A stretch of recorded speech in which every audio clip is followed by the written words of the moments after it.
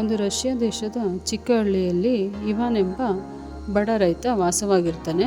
ಇವನ ಹತ್ರ ಜಮೀನು ಇರೋದಿಲ್ಲ ಮತ್ತು ಯಾವುದೇ ರೀತಿ ಆಸ್ತಿ ಇರೋದಿಲ್ಲ. ಆದರೆ ಇವನು ತುಂಬ ಚೆನ್ನಾಗಿ ತನ್ನ ಜೀವನವನ್ನು ಸಾಗಿಸ್ತಾ ಇರ್ತಾನೆ.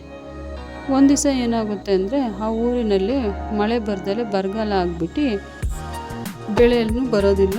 ರೈತರಿಗೆ ತುಂಬಾ ಕಷ್ಟ ಆಗುತ್ತೆ. ಆ ಹಳ್ಳಿಲಿರೋ ಜನಗಳು ಊಟಕ್ಕೆ ಏನೂ ಇಲ್ದಲೆ ತುಂಬ ಒದ್ದಾಡ್ತಾ ಇರ್ತಾರೆ. ಆದರೆ ಇವನ ಮನೇಲಿ ಮಾತ್ರ ಯಾವಾಗಲೂ ದವಸ ಧಾನ್ಯ ಸಂಪತ್ತುಗಳಿಂದ ಕೂಡಿರುತ್ತೆ. ಒಂದು ದಿವಸ ಏನು ಮಾಡ್ತಾನೆ, ಅದೇ ಊರಿನ ರಾಜ್ಯ ಈ ದೇಶದಲ್ಲಿ ಏನೇನಾಗ್ತಿದೆ ನಾನು ಹೋಗಿ ನೋಡ್ಕೊಂಬರ್ಬೇಕು ಅಂತ ಹೇಳ್ಬಿಟ್ಟು ಮಾರುವೇಷದಿಂದ ಹೊರಗೆ ಬರ್ತಾನೆ. ಹಳ್ಳಿಲೆಲ್ಲ ಸುತ್ತಾಡ್ತಾನೆ. ಅವನಿಗೆ ಎಲ್ಲಿ ಹೋಗ್ಬೇಕು ಅಂತ ಗೊತ್ತಾಗಲ್ಲ.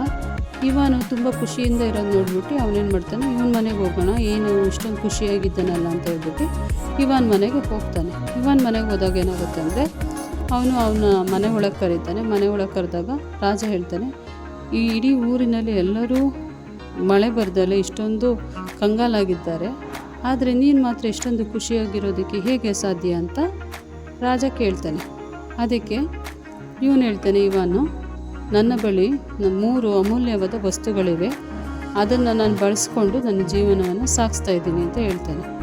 ಅದಕ್ಕೆ ಮಾರುವೇಷದಲ್ಲಿದ್ದ ರಾಜ ಕೇಳ್ತಾನೆ, ಏನೇನವು ಅಂತ ಕೇಳಿದಾಗ, ಮೊದಲನೆಯದು ಶ್ರಮ, ಎರಡನೆಯದು ಸಹನೆ, ಮೂರನೆಯದು ನಂಬಿಕೆ. ಈ 3 ಇದ್ದರೆ ಜೀವನದಲ್ಲಿ ಏನು ಬೇಕಾದ್ರೂ ಸಾಧನೆ ಮಾಡ್ಬೋದು ಅಂತ ಹೇಳ್ತಾನೆ. ಆವಾಗ ಮಾರುವೇಷದಲ್ಲಿದ್ದ ರಾಜನಿಗೆ ತುಂಬ ಆಶ್ಚರ್ಯ ಆಗುತ್ತೆ. ಅದಕ್ಕೆ ಅವನೇನು ಮಾಡ್ತಾನೆ, ಇವನಿಗೆ ದುಡ್ಡಿನ ಆಸೆ ಇದೆಯೇ ಇಲ್ವ ಅಂತ ಚೆಕ್ ಮಾಡೋಣ ಅಂತ ಹೇಳ್ಬಿಟ್ಟು ಒಂದನ್ನು ಬೇಡಿಕೆಯನ್ನು ಇಡ್ತಾನೆ. ನಾನು ನಿನಗೆ ಒಂದು ಪೆಟ್ಟಿಗೆಯಲ್ಲಿ ತುಂಬ ಚಿನ್ನದ ನಾಣ್ಯಗಳಿರುವ ಪೆಟ್ಟಿಗೆಯನ್ನು ಕೊಡ್ತೀನಿ, ಅದನ್ನು ತಗೊಂಡ್ಬಿಟ್ಟು ನೀನು ಏನು ಮಾಡ್ತೀಯ ಅಂತ ಮಾರುವೇಷದಲ್ಲಿದ್ದ ರಾಜ ಕೇಳ್ತಾನೆ. ಅದಕ್ಕೆ ಇವನು ಹೇಳ್ತಾನೆ, ಈ ಪೆಟ್ಟಿಗೆಯಲ್ಲಿರುವ ಚಿನ್ನದ ನಾಣ್ಯಗಳನ್ನು ಇಲ್ಲಿ ಇರುವ ಊರಿನ ಹಳ್ಳಿಯ ರೈತರಿಗೆ ನಾನು ಅದನ್ನು ಕೊಡೋದಕ್ಕೆ ಇಷ್ಟಪಡ್ತೀನಿ.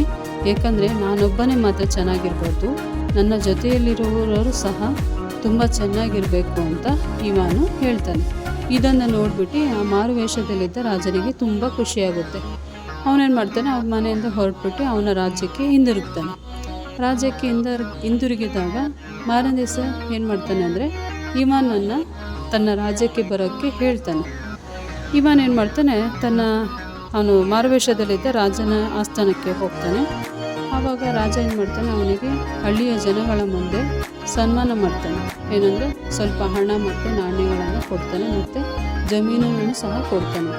ಆದರೆ ಇವನು ರಾಜ ಏನು ಮಾಡ್ತಾನೆ ಅಂದರೆ, ಇವನು ಇಷ್ಟೊಂದು ಖುಷಿಯಿಂದ ಇದ್ದಾನೆ, ಇವನು ಯಾವುದೇ ರೀತಿ ದುಡ್ಡು ಮತ್ತು ಯಾವುದೇ ಸಂಪತ್ತಿಗೆ ಆಸೆ ಪಡ್ತಾ ಇಲ್ಲ, ಆದರೂ ನಾನು ತುಂಬ ಖುಷಿಯಿಂದ ಈ ಬಹುಮಾನವನ್ನು ಅವನಿಗೆ ನೀಡ್ತಾಯಿದ್ದೀನಿ ಅಂತ ಹೇಳ್ಬಿಟ್ಟು ಕೊಡ್ತಾನೆ. ಇವನೇನು ಮಾಡ್ತಾನೆ ಅಂದರೆ, ಅದು ಇಸ್ಕೊಂಡಿರೋ ಹಣ ಮತ್ತು ಸಂಪತ್ತನ್ನೆಲ್ಲ ಊರಿನ ರೈತರಿಗೆ ದಾನ ಮಾಡ್ತಾನೆ. ದಾನ ಮಾಡಿಬಿಟ್ಟು ಅವನಿಗೆ ಎಷ್ಟು ಬೇಕೋ ಅಷ್ಟು ಮಾತ್ರ ಉಳಿಸ್ಕೊಂಡಿರ್ತಾನೆ. ಅವನ ಪ್ರಕಾರ ಏನಂದರೆ, ನನ್ನ ಜೊತೆಲಿರೋರು ಸಹ ಚೆನ್ನಾಗಿರಬೇಕು ಮತ್ತು ಯಾವುದೇ ರೀತಿ ಅವರಿಗೆ ತೊಂದರೆ ಆಗಬಾರ್ದು ಅಂತ ಅವನು ಇಡೀ ಹಳ್ಳಿಯ ಜನಗಳಿಗೆ ತನ್ನಲ್ಲಿರುವ ದುಡ್ಡು ಮತ್ತು ಜಮೀನನ್ನು ದಾನ ಮಾಡ್ತಾನೆ. ಈ ಕಥೆಯಲ್ಲಿ ನಾವೇನು ತಿಳ್ಕೊಬೇಕು ಅಂದರೆ, ಜೀವನದಲ್ಲಿ ಬರೀ ಕಷ್ಟವನ್ನು ಪಟ್ಟವರು ಕಷ್ಟಪಡ್ತಾರೆ ಅಂತಲೇ ತಿಳ್ಕೊಬೇಕು. ಏಕೆಂದರೆ ಇಲ್ಲಿ ಜೀವನದಲ್ಲಿ ಬರೀ ಹೃದಯ ಶ್ರೀಮಂತಿಕೆ ಇದ್ದರೆ ಮಾತ್ರ ನಾವು ಒಳ್ಳೆಯ ಸಕ್ಸಸ್ಸನ್ನು ಕಾಣೋದಕ್ಕೆ ಸಾಧ್ಯ ಆಗುತ್ತೆ. ಇಲ್ಲಿ ಶ್ರಮ ಮತ್ತು ಸಹನೆ, ತಾಳ್ಮೆ ಈ 3 ಇದ್ದರೆ ಜೀವನದಲ್ಲಿ ಏನನ್ನು ಬೇಕಾದರೂ ಸಾಧಿಸಬಹುದು.